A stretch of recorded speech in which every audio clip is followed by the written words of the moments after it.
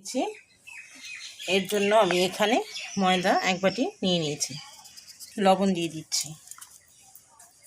এখন এটাকে আমি এখানে গরম জল করে নিয়েছি, গরম জল দিয়ে হালকা হালকা করে এটাকে মেখে নেব। ঠিক আছে, এখানে আমি নারকেল কুড়িয়ে নিয়েছি, এটাকে প্রথমে জাল দিয়ে নেব। এর জন্য খেজুরের মধ্যে হালকা জল দিয়ে দিচ্ছি। জল দিয়ে এটাকে ভালো করে নাড়াচাড়া করে নেব। রিফাইন তেল নিয়ে নিচ্ছি, এর সাথে ভালো করে আবার ডোটাকে ভালো করে মেখে নেব।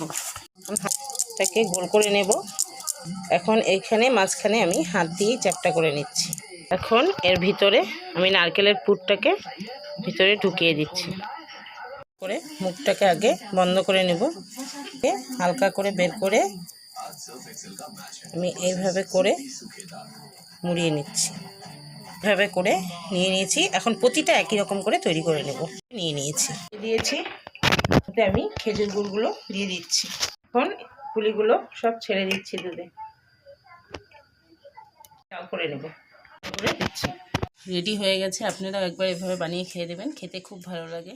ভালো লাগলে একটা লাইক অবশ্যই করবেন।